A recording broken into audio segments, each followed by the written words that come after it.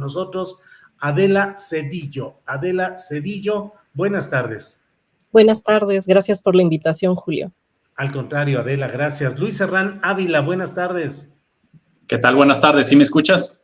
Sí, te escuchamos muy bien, a todos. Muy bien, muchas gracias. Perfecto. Pues la verdad es que, por favor, ustedes, si tienen algún punto de vista distinto al de quien esté hablando, con toda confianza, interactúen. Aquí yo no soy más que un agente de tránsito que da el paso a lo que ustedes vayan planteando. Adela Cedillo, leí un texto tuyo en una revista publicada en el área digital, en la cual hacías una serie de preguntas respecto a Luis Echeverría Álvarez. ¿Cuál es el saldo histórico de Echeverría? Ya está con nosotros Camilo Vicente Ovalle, a quien también saludamos con gusto. Camilo, buenas tardes. Hola, buenas tardes, ¿qué tal? Perdón el retraso.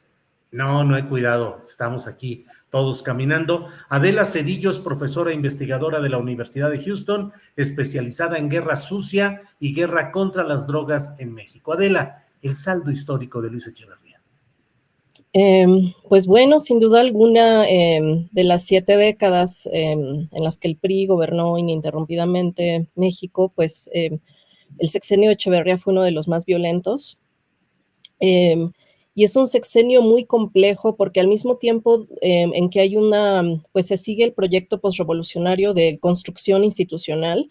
Echeverría fundó pues un sinnúmero de universidades, centros de investigación, secretarías de Estado, bueno, subsecretarías y otras dependencias de Estado. Entonces hay toda esta construcción del Estado, ¿no? que prevalece, ¿no? Es parte del régimen postrevolucionario. Por otra parte, pues Echeverría es alguien que, a diferencia de sus antecesores, él comanda la contrainsurgencia, ¿no? Contra los grupos armados que se venían formando desde el sexenio de Gustavo Díaz Ordaz. Recordemos que esta idea de que la guerrilla surge en el 68, pues no fue así. O sea, desde 62 había actividad guerrillera en México, influenciada por el triunfo de la Revolución Cubana, entre otras cosas. Y bueno, evidentemente la masacre de la familia de Rubén Jaramillo, que también es un punto de quiebre. Entonces, bueno, es un sexenio que nos deja un legado de violencia institucional, donde pues Echeverría es uno de los grandes arquitectos del sistema de la seguridad nacional, del aparato contrainsurgente, en la medida en que pues él fue subsecretario de Gobernación con López Mateos, secretario de Gobernación de Díaz Ordaz y presidente de México, ¿no? Del 70 al 76. Entonces, bueno, toda esta estructura contrainsurgente es parte de su legado. Él la perfecciona, él, pues como digo, él, a diferencia de otros presidentes, él comanda, él decide, él tiene un rol protagónico en la contrainsurgencia.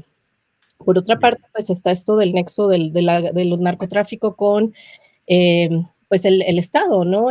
Antes del sexenio de Echeverría, pues estos vínculos eran a nivel más regional, más local, más dispersos, de pues agentes de policías municipales, policías judiciales estatales, extorsionaban a los narcotraficantes, pero eran dinámicas locales. Con Echeverría empezó un proceso de centralización en el que la Dirección Federal de Seguridad tiene cada vez más, y la Policía Judicial y sobre todo el Ejército tienen cada vez más protagonismo como instituciones federales en el control de de una especie de regulación extralegal de estos vínculos entre el Estado y los grupos del crimen organizado, que en aquella época pues eran bastante sueltos, bastante primitivos, nada que ver con lo que existe hoy en día, ¿no? Sí. Pero ahí empieza con Echeverría, ¿no? El papel de la defensa del narco y demás. Creo que esos son los legados. Gracias, Adela. Luis Herrán Ávila. Luis es profesor de historia en la Universidad de Nuevo México.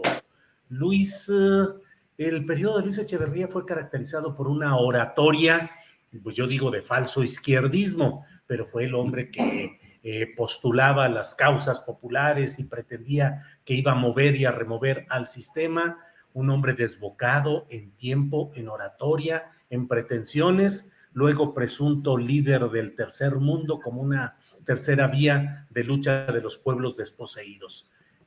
¿Cuál fue realmente la tesitura ideológica de esa administración? ¿Izquierda? ¿Populismo? ¿Finalmente abrió el camino a las derechas a mayor empoderamiento? ¿Qué sucedió, Luis Herrán? Sí. Bueno, primero que nada, muchas gracias por la invitación y también gusto saludar a Camilo y Adela, grandes colegas. Es complicado, como ya sugería Adela, digamos, el parte del legado histórico del echeverrismo. La tesitura ideológica depende en qué se concentre uno, ¿no? Puede uno hacer énfasis en la creación del aparato de contrainsurgencia, en el aspecto represivo, que contrasta con estas posturas, sobre todo hacia afuera, ¿no? de Echeverría como un líder del tercer mundo, que en gran medida lo que intentaba hacer era arrebatarle las banderas de las cuestiones de la soberanía, particularmente en el aspecto económico, arrebatar esas banderas a otros actores más radicales, como pudo haber sido en ese momento Cuba, o como pudieron ser otros grupos, por ejemplo, que estaban operando en América Latina, en África, etcétera, ¿no? El movimiento no alineado, todas estas, digamos, formaciones internacionales, ¿no? Que buscaban este tipo de proyectos. Las derechas, por ejemplo, y es como el punto de vista que a mí me interesaría resaltar, las derechas en México vieron a Luis Echeverría casi, obviamente puede uno decir, como una amenaza más o una encarnación de la amenaza del socialismo o el comunismo, ¿no? Las organizaciones más conservadoras, grupos católicos, grupos de empresarios, veían, digamos, este intento de expandir la capacidad del Estado, como Adela lo mencionaba, la creación de instituciones, pero también aferrarse al proteccionismo, lo veían esencialmente como un socialismo embosado, ¿no? Y utilizaron mucho el espectro de Salvador Allende en Chile para hacer estas comparaciones, ¿no? Y condenar a Echeverría como simplemente un socialista o un comunista más. En retrospectiva, desde nuestra perspectiva, lo vemos básicamente Echeverría como no solamente un pragmático, sino incluso un perverso, ¿no? Alguien que combinó de manera muy exitosa estas dos caras, ¿no? O sea, por ejemplo, la represión, la contrainsurgencia, el uso del aparato de espionaje que se había construido durante décadas para espiar no solo a las izquierdas, sino también a las derechas, con las cuales estaba, digamos, confrontado, enemistado. Y en su momento fue, al menos por un breve periodo durante su sexenio, fue muy exitosa la manera en que proyectó esta imagen como de intentar revivir lo que podríamos llamar la coalición populista, si queremos usar ese término, que el PRI había logrado construir durante décadas, ¿no? La cosa es que la economía, sobre todo, le mermó la legitimidad de esa coalición, de ese intento por reavivar la coalición populista, y también el equilibrio era muy frágil. Finalmente, al menos esta es mi perspectiva, el sexenio de Echeverría, su régimen, ¿no? El echeverrismo, fue un régimen de hecho bastante frágil, ¿no? Por su confrontación con los empresarios, la situación económica y este difícil equilibrio que él intentó mantener con respecto a la izquierda, ¿no? Que intentó cooptar a la izquierda, a veces exitosamente y muchas veces no. Entonces, por ahí iría mi aportación en ese sentido. Claro. Gracias, Luis. Vamos ahora con Camilo Vicente Ovalle. Él es historiador, autor del libro Tiempo Suspendido, una historia de la desaparición forzada en México, y colabora con la Subsecretaría de Derechos Humanos en la nueva Comisión de la Verdad para investigar violaciones a los derechos humanos entre 1965 y 1990. Camilo, mucha gente decimos, Echeverría se fue impune. Jurídicamente ha habido alguna discusión. La propia Comisión de la Verdad del 68 dice que no es tal, que terminó en libertad bajo fianza y que quedaría sujeto a un juicio o a un final de un juicio que no se realizó. Pero la impresión de todo el mundo es que quedó impune, que no se le castigó. ¿Compartes esa visión? Ese es un punto, Camilo. Y otro, ¿realmente se puede castigar a los expresidentes o el destino histórico en México es que los expresidentes se nos van limpios en materia de castigo judicial, pero con una gran repulsa social, algunos de ellos como Echeverría. Camilo, por favor.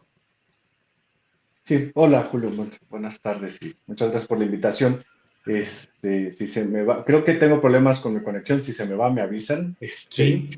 No, yo creo que, a ver, en términos, aunque en términos jurídicos hay ahí todavía un debate porque la última determinación que tomó la Suprema Corte de Justicia fue hasta cierto punto ambigua, ¿no? Y es ahí donde, en esa ambigüedad donde el Comité 68, que es el colectivo que ha estado impulsando de manera mucho más activa el juicio a Echeverría por el caso de el 2 de octubre del 68 y la masacre del 10 de junio del 71, ¿no? Digamos, aunque persistió esta ambigüedad,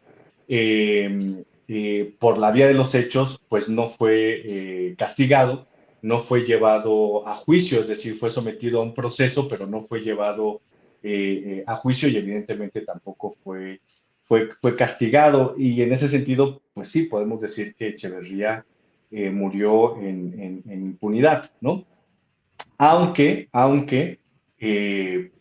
fue el primer presidente y el único hasta este momento que ha sido sometido a un proceso judicial por violaciones graves a derechos humanos.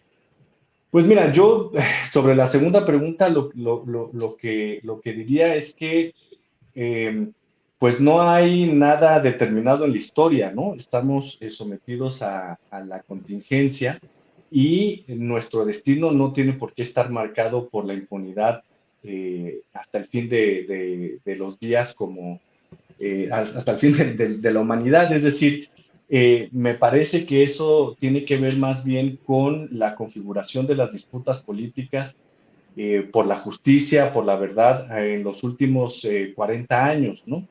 Y me parece que ahí se han ido ganando algunas batallas, ¿no? Pero evidentemente todavía nos falta un muy buen tramo. En la mañana yo señalaba que parte de esa estructura que estuvo sostenida en la impunidad del ejercicio del poder durante todo el gobierno, durante todos los gobiernos del priismo, después del periodo postrevolucionario, ¿no?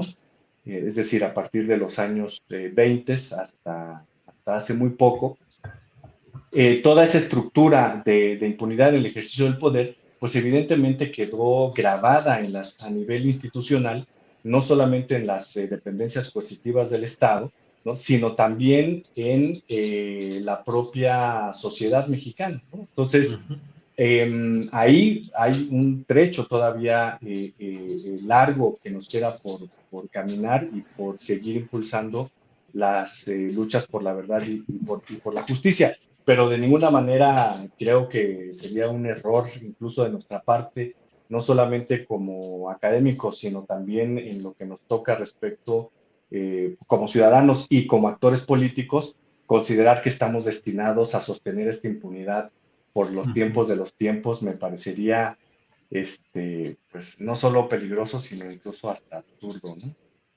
Bien, gracias, Camilo.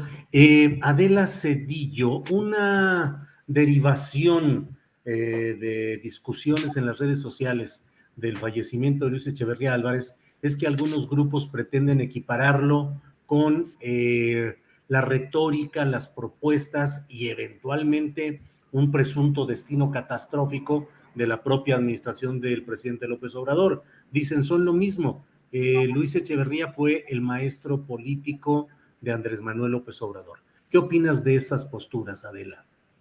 Bueno, como alguien que conoce, que ha estudiado casi 20 años a Echeverría, el sexenio de Echeverría, no puedo disentir más de esa opinión.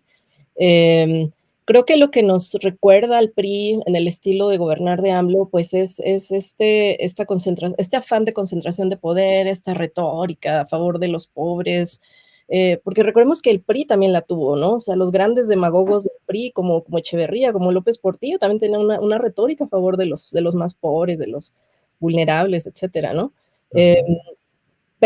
pero definitivamente las políticas de Estado pues son bastante divergentes. Echeverría es alguien que expandió desorbitantemente el gasto público, ¿no? Mientras que López Obrador, el gasto público destinado a las instituciones, ¿no? A las secretarías de Estado, se contrataron la burocracia, todo el mundo tenía trabajo en el sexenio de Echeverría, ¿no? Porque la burocracia se expandió como a 2 millones de personas, una cosa así, es alucinante. Mientras que López Obrador, pues su estilo es bastante, bueno, lo que yo le llamo el austeneoliberalismo, ¿no? Porque hay austeridad, pero una austeridad tipo neoliberal, donde hay una reducción drástica, ¿no? Un adelgazamiento drástico de las instituciones, del presupuesto con el que operan. Hay instituciones que definitivamente no se consideran prioritarias, ¿no? Todo lo que tiene que ver con educación, cultura, artes, pues han sido parte de las instituciones más afectadas. A pesar de que hay toda esta retórica de que estamos creando nuevas universidades, ¿no? En vez de financiar y promover que lo que ya existe, la infraestructura existente, pues funcione mejor, pues no, hay como todo un uso político, ¿no? De la ampliación del sistema educativo con fines electorales, seguramente. Otra cosa que me parece que es muy distinta, pues López Obrador no es un represor, no es alguien que personalmente esté destruyendo a sus enemigos, o sea, comparado con Echeverría es como un personaje de caricatura, ¿no? Porque su forma de abordar a sus opositores, pues es a través de sus mañaneras, que bueno, yo tampoco estoy de acuerdo con que él particularice, ¿no? Individualice a sus enemigos, no llamándolos por nombre y apellido, exhibiéndolos, me parece pues que es una violación a los derechos humanos de las personas ahí exhibidas, pero no se compara de ninguna manera con Echeverría, ¿no? O sea, cuando yo pienso en Echeverría, pienso en vuelos de la muerte, desapariciones forzadas, tortura, cárceles clandestinas, bombardeos a comunidades campesinas, el ejército llegando a las comunidades indígenas a violar a todas las mujeres, o sea, eso no es, y eso coordinado personalmente por Echeverría, ¿no? O sea, López Obrador no tiene nada que ver con eso, pero sí este legado de impunidad que nos dejó el PRI y el PAN, ¿no? Pues definitivamente nos ha generado que haya un ejército, un aparato contrainsurgente que nunca se desmanteló y corporaciones policíacas que a pesar de todos los esfuerzos de reformarlas y depurarlas, pues siguen operando pues con esta lógica, ¿no? De desaparecer, de torturar, de violar los derechos humanos de los ciudadanos. Es un legado muy difícil lo digo esto sin justificar a AMLO, creo que es muy difícil el papel y poder que ha tenido el ejército históricamente, como el ejército de la posrevolución, y en la historia de México el ejército es la institución más sólida, más compleja, pues que ha acumulado un poder así como increíble, ¿no? O sea, no puedo ni compararlo con la situación de otro país, porque pues México tuvo una revolución, ¿no? Otro país de América Latina, una revolución que le da todo este poder al ejército, ¿no? Y que el ejército, a pesar de estos discursos de que el poder se hizo civil y todo eso, el ejército siempre ha tenido un poder desmesurado, sin contrapesos. Entonces, un legado histórico o estructural muy difícil de desmontar, pero no se puede acusar o sea, López Obrador es personalmente responsable en la medida en que es comandante en jefe de las Fuerzas Armadas, pero no es un represor, no es alguien que esté saliendo a ver a quién dando órdenes de matar y desaparecer como lo hizo Echeverría. Gracias, Adela. Luis Herrán, la postura declarativa, la retórica izquierdista de Luis Echeverría generó condiciones que me parece, a reserva de lo que tú nos digas, que tuvo un momento de confrontación con los empresarios, un momento central, luego del asesinato de Eugenio Garza Sada en Monterrey, el patriarca e ideólogo del empresariado de aquellos momentos, en un episodio de una acción de la Liga Comunista 23 de septiembre. Pero ¿qué tanto la retórica de izquierda, si no aterriza en organización social verdadera, termina favoreciendo a los grupos de derecha, conservadores, empresariales, como en este caso de Echeverría? ¿Y qué pensamos en el momento actual también de López Obrador? Luis. Sí, digamos, Echeverría yo creo que tenía un dilema, ¿no? Que era de cómo mantener un balance entre la confrontación con el empresariado particularmente y los problemas que le estaban dando, ¿no? Sobre todo la izquierda armada, la izquierda revolucionaria. En realidad, digamos, como mencionaba anteriormente, fue un equilibrio que nunca logró consolidar, y me parece que uno de los legados importantes de esa época, digamos, ligado al echeverrismo, pero también a las reacciones de ciertos sectores de la población frente al echeverrismo, es precisamente esta idea de que un discurso popular o que invoca lo popular o que invoca quizás, como fue en su momento la idea de los legados de la revolución, o la idea de, por ejemplo, las iniciativas que tomó Echeverría de incrementar el reparto de tierras, de acercarse a organizaciones campesinas.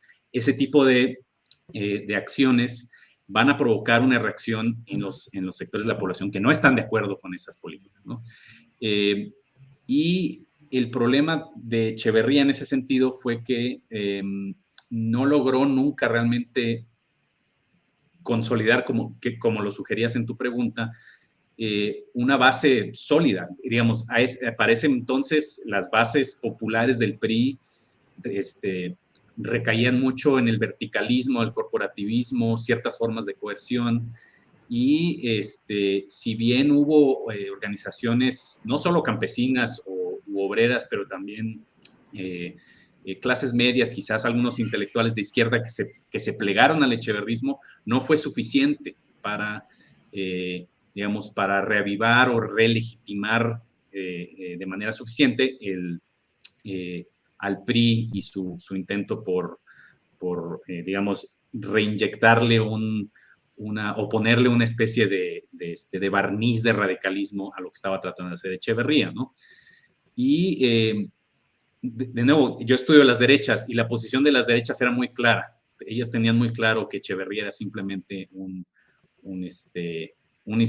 digamos, que era un izquierdista. Ellos pensaban que venía el comunismo, y por parte de la izquierda todo el mundo, o bueno, gran parte de la izquierda se dio cuenta que Echeverría era, pues lo que era, ¿no?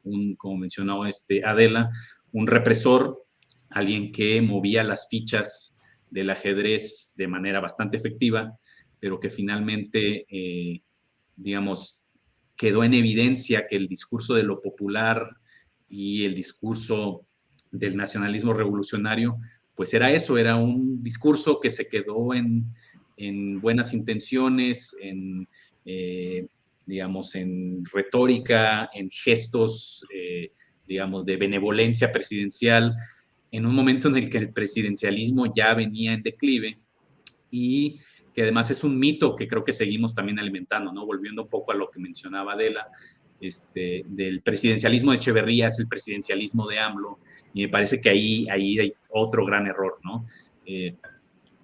Es el momento ya, me parece, de repensar qué era ese presidencialismo del PRI y cómo fue evolucionando y cómo fue en declive, y ya para los años 70 era muy claro que el poder del presidente, si bien era considerable, tenía muchas otras limitaciones, ¿no? Que incluso si Echeverría hubiera sido realmente una buena persona, un buen gobernante, alguien plegado a la izquierda, yo quisiera, digamos, en un experimento así de especulación, no le hubiera alcanzado de todas maneras el poder de la investidura presidencial para sacar adelante un proyecto, digamos, de un socialismo moderado, ¿no? El país, las condiciones del país no estaban ya para algo así.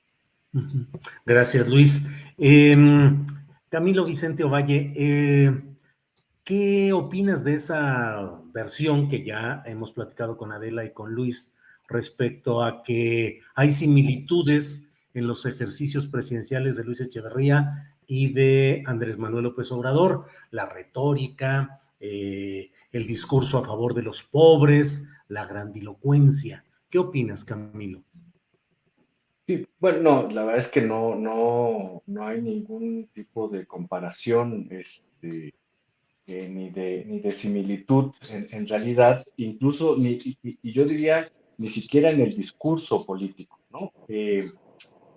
Claro, quizá podría pensarse por este ejercicio público que hace Andrés Manuel desde su investidura presidencial todas las mañanas, ¿no? Y la presencia pública del presidente todos los días y que marca, digamos, la agenda de discusión de la opinión pública, pero eso dista muchísimo del discurso del nacionalismo revolucionario que intentó revivir Luis Echeverría en los años 70, ¿no?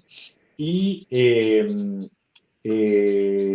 incluso este discurso de primero los pobres en realidad nunca lo tuvo Echeverría, ¿no? Era un discurso populista muy marcado por el corporativismo priista que existía en ese momento, pero no existía ni en el discurso ni en la política pública una claridad de privilegiar a los más necesitados. Y por otro lado, institucionalmente también hay cambios, ¿no? Es decir, incluso la contrainsurgencia, la estructura que se fue armando paulatinamente desde comienzos o mediados de los años 60 y que consolida durante el sexenio de Luis Echeverría, incluso esa estructura represiva, esa estructura contrainsurgente, también cambió a lo largo del tiempo. Es decir, no son las mismas instituciones, ¿no? Aunque como lo he señalado en otros momentos, aunque haya quedado inscrita en distintas instituciones esa marca represiva, sin duda alguna no son las mismas. Es decir, no hay una relación de continuidad entre esa experiencia histórica de los años 70 y lo que estamos viviendo ahorita. Que eso no significa que no haya vínculos genealógicos que podamos rastrear históricamente. Eso no significa que efectivamente muchas cosas de las que estemos viviendo ahorita en distintos aspectos de la vida pública, ¿no? Como la violencia o el modelo económico, eso no significa que no tengan una vinculación con ese pasado reciente, pero no tiene ninguna relación de continuidad. Incluso la propia historia, por lo menos de la que yo me he encargado, la propia historia de la contrainsurgencia, pues nos habla de cómo estas instituciones se transforman y cómo las prácticas represivas también se transforman, no son las mismas, ¿no?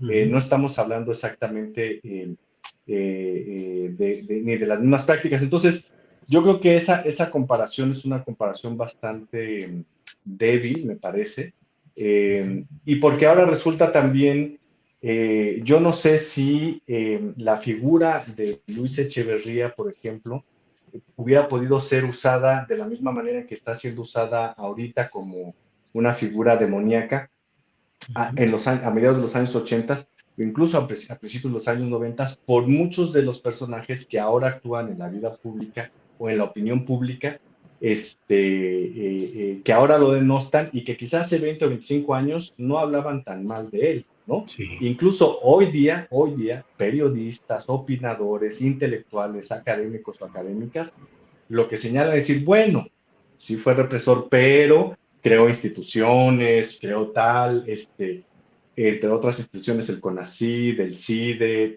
o sea, es decir, también la interpretación que hacemos de estas figuras cambia, ¿no? Con el tiempo, ahora se utiliza como una marca demoníaca, pero como dice Luis, la verdad es que esta idea del presidente todopoderoso, incluso ya con Luis Echeverría, era muy difícil de sostener. Solo por poner un ejemplo, Luis Echeverría pierde la batalla frente a los grandes empresarios de este país, ¿no? Una de sus primeras acciones de gobierno fue impulsar una reforma fiscal que los grupos empresariales más poderosos de este país, entre ellos el Grupo Monterrey, echaron abajo, ¿no? Entonces, esta idea del presidente que todo lo podía, como decía Luis hace un momento, en realidad ya desde desde Echeverría había venido cayendo, ¿no? Claro. Bien, Camilo, gracias. Adela, dice Camilo Vicente, entre otros puntos destacables de lo que nos ha comentado, pues que los mecanismos de la represión también se van transformando. El sistema político y económico sigue estando sujeto a las decisiones e intenciones de las grandes cúpulas del gran capital, pero ahora ya no hay Dirección Federal de Seguridad, no hay Brigada Blanca, no hay el ejército actuando contra los movimientos sociales, ambientalistas ahora, en fin, pero sí está el narcotráfico. Ha cambiado el esquema de los instrumentos represivos y ya no tenemos ni a Gutiérrez Barrios, ni a Miguel Nazar, pero hoy tenemos a los cárteles. Sí, bueno, yo disiento bastante de la interpretación de Camilo. Me parece que él sigue la línea del presidente de decir que pues ahora el ejército es nuevo, se renovó, no tiene nada que ver con el pasado. Pues yo veo líneas de continuidad clarísimas, ¿no? Por ejemplo, en el currículum que se estudia, ¿no? En el colegio militar, el lenguaje pues sigue siendo orientado a la lucha antisubversiva, siguen estudiando manuales de contrainsurgencia. Claro, el ejército es una institución tan opaca que pues ahora no sabemos cómo, dónde se entrenan, ¿no? Cuando van a estudiar al extranjero, en los 70, 60, 70, pues era muy claro, ¿no? Que iban a la Escuela de las Américas, a las escuelas de guerra de Estados Unidos, en Fort Bragg y Fort Benning. Ahora ya no tenemos tanto esa claridad, ¿no? Pero definitivamente el ejército sigue aplicando. Claro, es un ejército que se moderniza, no se va a quedar petrificado en el pasado.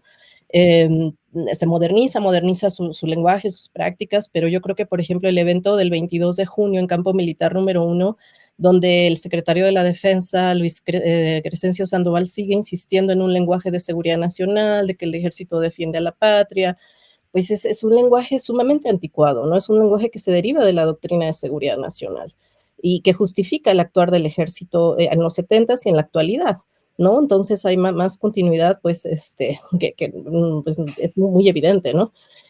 Ahora, respecto a tu pregunta, lo que pasa es que lo que evoluciona es la guerra. La guerra en la era neoliberal es muy diferente, ¿no? A las guerras irregulares de las décadas de los 70s, por ejemplo. Estas nuevas guerras pues son infinitas, son amorfas, sin frentes de combate claros, donde el enemigo, el aliado de hoy es el enemigo del mañana, ¿no? Y son estos conglomerados donde pues se aglutinan agentes estatales, ejército, policías, narcotraficantes, todo el aparato financiero que está detrás de estas guerras, ¿no? Que es pues todo el dinero que se mueve de forma ilegal en la bolsa de valores, o en fin. Entonces, ahora es mucho más complejo el escenario, pero creo que no se nos debe olvidar que el origen de esta alianza entre agentes estatales de todo tipo, incluidos los militares, y los agentes del crimen organizado, pues viene, ¿no? De toda de la contrainsurgencia de los 70s, ¿no? De las campañas antinarcóticos, donde también se utilizan toda esta escuela contrainsurgente para supuestamente someter a los productores de droga, ¿no? Siguiendo el modelo de la DEA, pues hay que sofocar, hay que destruir la fuente de la fuente la producción de narcóticos, ¿no? Entonces, bueno, yo creo que el hecho de que ahora todo sea mucho más complejo que hace 40, 50 años no quiere decir que no haya una continuidad, ¿no? Gracias, Adela. Luis Herrán, en otra parte, Camilo nos decía cómo, bueno, lo hemos hablado en lo general, cómo Echeverría, siendo presidente de la República, tuvo la primera, pues una derrota política frente al empresariado, quitando lo que haya que quitar, pero en esa confrontación de Luis Echeverría con las derechas o con los empresarios, ¿cómo ves la situación actual del presidente López Obrador, que pareciera enfrentar una especie de acción no solo electoral de los partidos políticos contrarios a él, sino que ahora se suma incluso la movilización de los sacerdotes de la élite católica, convocando a una jornada nacional por la paz, y una clase media que, bueno, tú nos darás la definición, pero suele colindar pues con las posturas más manejables y cambiantes ante la retórica del miedo, ya hay una clase media en México sumamente enojada y preocupada, tal vez con razón, por la inseguridad pública galopante que se vive. ¿Cómo ves, pues, la situación de esta derecha hoy en México frente a un discurso popular, progresista o de izquierda del presidente López Obrador? Pues me parece que yo diría que la situación es casi tan compleja como en los 70s, en el sentido de que no hay una sola derecha. Digamos, las derechas también siempre han sido muy plurales. Incluso cuando hacemos ese vínculo entre, digamos, clases medias y derechas, digamos, la cosa no es tan sencilla, ¿no? Hay muchas diferenciaciones regionales, ¿no? Por ejemplo, si hablamos de, no sé, la derecha en Jalisco, la derecha en Querétaro, la derecha del Bajío, por ejemplo, tiene sus propias dinámicas, una propia dinámica, digamos, en términos de su relación con el Estado federal, la cuestión del laicismo, ¿no? Del papel de la religión en la vida pública, etc., ¿no? Entonces, yo creo que habría que, digamos, matizar un poco, pero sí es cierto, y es en ese sentido comparable, no quiere decir que sea lo mismo, pero sí comparable, la manera en que se han estado movilizando no solo grupos empresariales, pero también grupos católicos, no necesariamente, digamos, orgánicamente pegados a la iglesia, pero católicos en general, que se han organizado, digamos, alrededor de distintos problemas. Uno, el de la seguridad, que me parece, digamos, es muy difícil rebatirles que es un problema, ¿no? Y que es un problema muy legítimo, pero también alrededor de otras cuestiones como puede ser la cuestión de los derechos reproductivos, lo que ellos llaman la ideología de género, ¿no? Todo lo que tenga que ver con diversidad sexual, identidades, etcétera. Entonces me parece que, cosa que en la época de Echeverría todavía no tomaba forma, ¿no? Ya existían, sobre todo hacia el final del sexenio, se empezaban a movilizar grupos conservadores alrededor de la cuestión del aborto, pero era todavía muy inicial, digamos, esa movilización, ¿no? Entonces, digamos, podemos hacer muchos paralelos, ¿no? Entre la manera en que las derechas empresariales o católicas reaccionaron frente al echeverrismo, a distintas iniciativas del echeverrismo, y la manera en que están reaccionando hoy frente al obradorismo. Pero cuando comparamos, ¿no? No quiere decir que las dos cosas sean iguales. Entonces, de nuevo, como quizás haciendo un poco eco de cosas que ya han mencionado tanto Camilo como Adela, ver hacia atrás, ver hacia el echeverrismo como una especie de profecía de lo que va a pasar con el obradorismo, puede ser útil en ciertas instancias de análisis, pero también llega un punto en que no podemos caer en el determinismo, ¿no? Porque no se trata de que la historia de México es un ciclo que siempre se repite y estamos condenados a sufrirlo, ¿no? Pero de nuevo, los paralelos están ahí y para alguien como yo, ¿no? Digamos, que estudia las derechas de ese entonces, es muy tentador tratar de entender a las derechas de hoy con ese lente, ¿no? Y me parece muy importante que así como decimos, el obradorismo tiene muchas cosas distintas del echeverrismo, las derechas de aquel entonces son distintas de las de hoy, con todas las salvedades de que, por supuesto, hay temas que les preocupan, que son muy similares, y donde también finalmente, digamos, lo que sí los conecta, me parece, es todavía esa vieja herencia de la Guerra Fría, ¿no? De la Guerra Fría vivida, como se vivió en México, es el miedo al socialismo o cualquier cosa que se le parezca al socialismo, y donde la cuestión religiosa está atravesada ahí. Y por supuesto, eso es una historia mucho más antigua, ¿no? Quizás venga desde el siglo XIX o desde la época de los cristeros, en fin.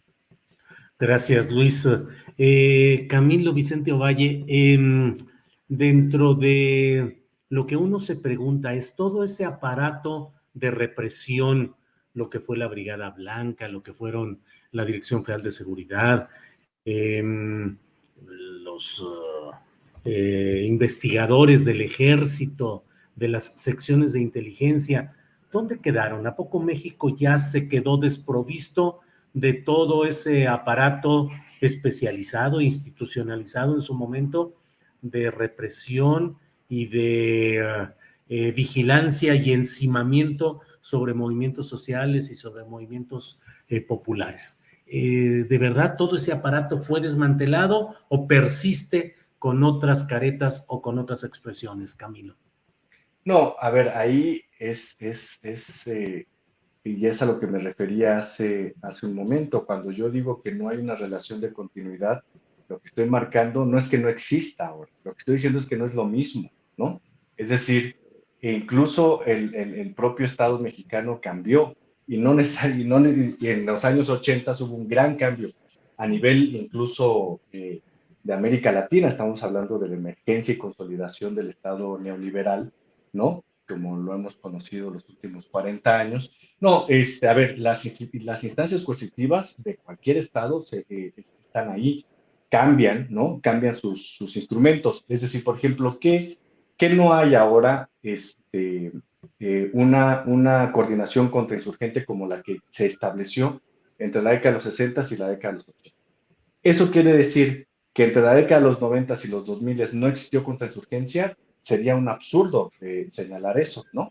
Ahí está la contrainsurgencia aplicada contra organizaciones como el Ejército Zapatista de Liberación Nacional o el Ejército Popular Revolucionario o el Ejército o el ERPI en Guerrero, ¿no? Contra movimientos sociales en Oaxaca en los años 90 y 2000 o contra el propio movimiento estudiantil en los años 90 que recordamos muy bien. Claro, cambian, la forma en que se articula el control, la vigilancia o las políticas de desarticulación y de contención o de eliminación de lo que en cada momento se va definiendo como enemigo político o enemigo de la nación. Eso va cambiando con el tiempo, ¿no? Es decir, la forma en que se implementan las estrategias o las prácticas contrainsurgentes en los años 90 es distinta a la forma en que existieron en los años 60. Claro, podrían parecer igual si uno observa solamente sus consecuencias, ¿no? Detenidos, personas desaparecidas, asesinatos políticos, los cientos de asesinatos cometidos contra el naciente Partido de la Revolución Democrática en el PRD en los años 90, ¿no? Entonces, no, o sea, está ahí y ha cambiado y habría que hacer un análisis de cómo es que existen actualmente o cómo es que se fue dando esa transformación entre los 90 y el día de hoy de estos instrumentos coercitivos del Estado, ¿no? Sería un despropósito decir que no existen, lo que insistiría es que no son lo mismo, ¿no? Hay que hacer ahí un análisis mucho más profundo. Claro, la práctica más cómoda es decir que todo sigue igual, ¿no? Y bueno, eso en realidad no aporta nada al análisis, ni tampoco aporta nada a la acción política desde cualquier posición ideológica del mapa político actual mexicano, ¿no? O sea, hay que aportar más elementos para el análisis. Ahora, también es importante decir incluso entre los años 60 y los años 80 hubo cambios importantes en la coordinación de la contrainsurgencia en México, ¿no? O sea, ahora estamos hablando del sexenio Luis Echeverría, pero, por ejemplo, para la contrainsurgencia que se despliega contra los movimientos populares urbanos y los movimientos armados o guerrilleros urbanos, la parte más cruenta, exceptuando Guerrero, ¿no?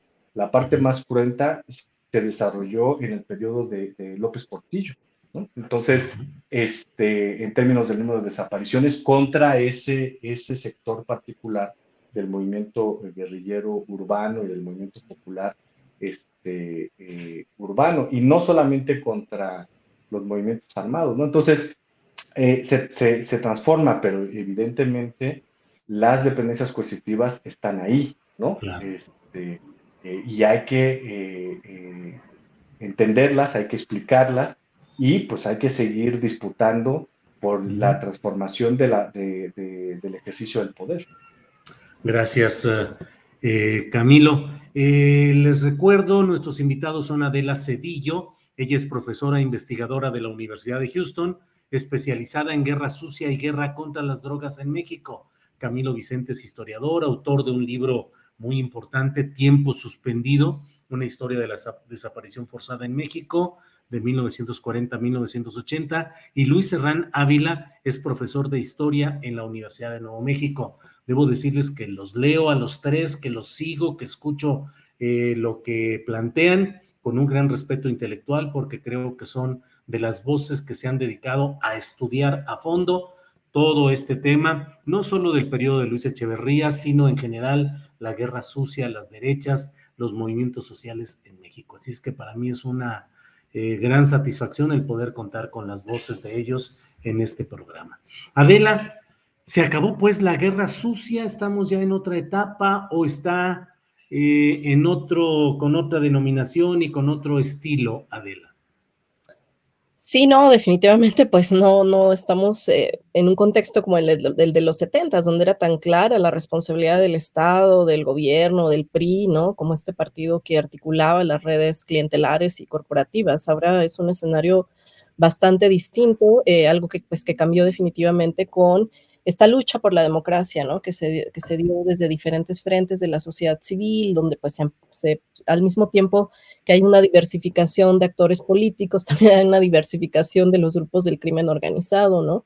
Pues vemos desde el sexenio de Fox a la fecha, pues una competencia política que se da en los dos terrenos, ¿no? En el terreno, bueno, de lo público, de lo abierto, de lo institucional, la vía electoral, y por otro lado, pues en la clandestinidad, con todas estas pugnas de poder entre diferentes grupos criminales y sus aliados en el Estado, ¿no? Entonces ahora es otro tipo de conflicto definitivamente, pero yo pues insistiría, ¿no? En que sí hay una memoria de lo que fue la Guerra Fría, hay un orgullo del ejército de lo que fue la contrainsurgencia en los 70s. Ellos pues se expresan con mucha admiración, ¿no? De algunos de los militares y policías pues que cometieron los peores crímenes de lesa humanidad, ¿no? Pienso, por ejemplo, no solo en los más famosos como Nazararo o Acosta Chaparro, sino algunos menos desconocidos como el general Delfino Mario Palmerín Cordero, ¿no? Que fue subsecretario de la defensa de Fox, y también fue uno de los, como parte del batallón de fusileros paracaidistas, pues fue uno de los encargados presuntamente de ejecutar a los desaparecidos, de acuerdo con un testimonio de un militar desertor, Zacarías Osorio Cruz, ¿no? Entonces, bueno, vemos claramente que hay una evolución de la guerra, vemos claramente que hay continuidades, pero yo creo que lo que articula, lo que une, así como todos estos conflictos, es una tremenda impunidad. A mí me pesó mucho pensar que, perdón, López Obrador va a pasar a la historia como el último presidente que pudo enjuiciar y encarcelar a Echeverría y no lo hizo. Pudo haber cambiado las leyes porque, bueno, de acuerdo con nuestra ley, pues una persona de la edad de Echeverría no puede ser imputada, o por su edad, pues solo puede tener arresto domiciliario. En fin, hubo muchas cosas que AMLO pudo hacer y no hizo, ¿no? Entonces, pues eso perpetúa el pacto de impunidad y nos deja en una situación muy vulnerable, porque si alguien como Echeverría, que cometió pues toda clase de crímenes que los investigadores, bueno, hemos tratado de exhumar, de recuperar, pero que realmente no alcanzamos a dimensionar el conjunto, ¿no? Porque pues fueron 6 años de represión ininterrumpida contra muchos actores.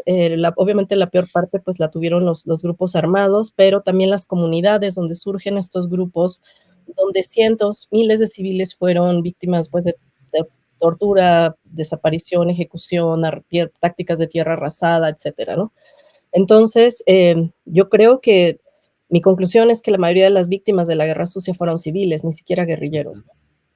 Y que este legado de impunidad, pues es un lastre, y bueno, ya se habló, ¿no? No es algo que estamos condenados a repetir fatalistamente, pero sí creo que este gobierno desperdició una oportunidad histórica fundamental para ejercer, así ya hacer un llamado claro a detener la impunidad de la clase política, ¿no? Porque finalmente el mensaje que mandan es que puedes ser como Echeverría y no pasa nada, ¿no?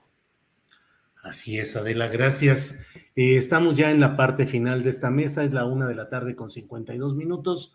Luis Herrán, ¿cuál es el mensaje? La impunidad finalmente, y digamos que las luchas de izquierda siguen aportando las víctimas y los victimarios siguen encaramados en los sitiales del poder, sea izquierda declarativa o sea derecha concreta.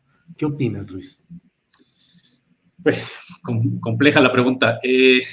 Digamos, trato de ser como historiador un poco optimista respecto a las posibilidades que futuras luchas, o incluso las luchas de hoy, cómo se van a ver en el futuro, ¿no? Trato de ser como un poco optimista en ese respecto. Digamos, el problema de la impunidad en México, no solo respecto a la guerra sucia, sino en general respecto al aparato de justicia, ¿no? Es un problema, digamos, muy difícil de aclarar, ¿no? De entender en cuanto a todas sus aristas, todos sus factores, todas sus cuestiones estructurales. Pero me parece que dejando a un lado quizás las etiquetas de izquierda y derecha, parece que el propósito sería juntar o tratar de crear una masa crítica de movimientos democráticos, ¿no? De movimientos que actores políticos, organizaciones, actores sociales, etcétera, que traten de converger en una plataforma básica de valores democráticos, en donde la cuestión de la impunidad, la cuestión de la transparencia, la cuestión de la memoria histórica, de la justicia histórica, pudieran ser por lo menos un horizonte compartido, ¿no? Y es muy difícil, por supuesto, digamos, hacer a un lado la lucha política, la lucha partidista del diario, pero creo que ese podría ser una especie de punto de partida, ¿no? No sé en qué momento se vaya a poder construir eso, pero ha habido otros momentos en los cuales sí se ha podido llegar a ese consenso, ¿no? Entonces, de nuevo es una cuestión de optimismo. Yo espero que en esta cuestión de la verdad y de la justicia y de la memoria histórica podamos llegar a un consenso como país. Gracias, Luis Herrán Ávila. Gracias. Camilo, ya estamos en el cierre. Te toca a ti la parte exactamente final de esta mesa. Y bueno, te pregunto, ¿con qué nos quedamos? ¿Hay expectativa de que haya castigo para toda la plantilla de represores? La mayoría de los represores históricamente murieron en su cama o tranquilos. Efraín Ríos Montt, por recordar algo, tranquilo a los 90 años de edad, con su familia. ¿Podrá haber castigo? ¿Hay las condiciones? ¿Qué opinas, Camilo Vicente? Mira, yo diría, con la muerte de Echeverría no se muere la lucha por la justicia, ni se muere la esperanza de justicia, ni de verdad, ni mucho menos de construcción de una memoria distinta a la memoria autoritaria que se ha impuesto en este país, ¿no? Durante mucho tiempo. Y claro, hace poco, conversando con una periodista, yo le decía, bueno, también hay que pensar y hay que recordar, aprovechando la muerte de Echeverría, hay que recordar todas las luchas que se han mantenido y se mantienen en distintos espacios, ¿no? Desde el movimiento social, el movimiento popular, en algunos sectores de algunos partidos políticos, en organizaciones de derechos humanos, etcétera. Y están ahí los espacios que están, y están ahí las luchas que están disputando y que están empujando todavía hoy la justicia y la verdad. Se murió Echeverría, pero hay carpetas de investigación abiertas con la Fiscalía que hay que impulsar a que se abran y que se ejecute, ¿no? Hay casos que están avanzando en las investigaciones en la Fiscalía General de la República, pese a todo, pese a la propia Fiscalía, ¿no? Se está avanzando en términos de construcción de una memoria pública distinta.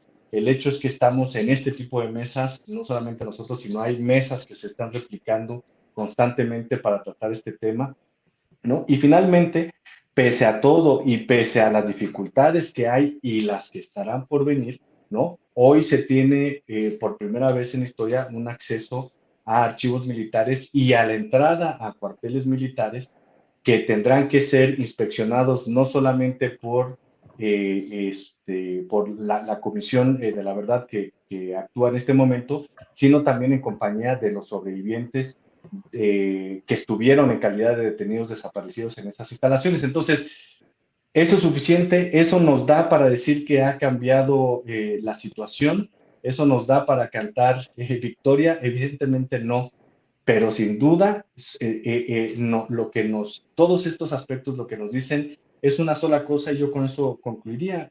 La muerte de Echeverría no cancela la lucha por la justicia y por la verdad, ¿no? Con él no se muere esa esperanza. Y yo creo que sería un grave error de nuestra parte ponerlo en esa perspectiva. Pues gracias, Camilo. Bueno, pues ya estamos, es la 1:58 p.m, llegamos al final de esta mesa. Aprecio, agradezco mucho el haber contado con su opinión, que sé que es la condensación de años de estudio, de análisis, de archivos, de información, de datos que les permiten tener la autoridad en sus opiniones y consideraciones como lo están haciendo aquí. Así es que, Adela, pues muchas gracias, buenas tardes. Gracias, Julio. Pues saludos a todos. Buenas tardes. Gracias. Luis Herrán Ávila, muchas gracias y buenas tardes. Muy buenas tardes y muchas gracias de nuevo por la invitación. Al contrario, Camilo Vicente Ovalle, gracias. Buenas tardes. Gracias. Nos vemos. Bien, gracias a los tres. Seguimos en contacto.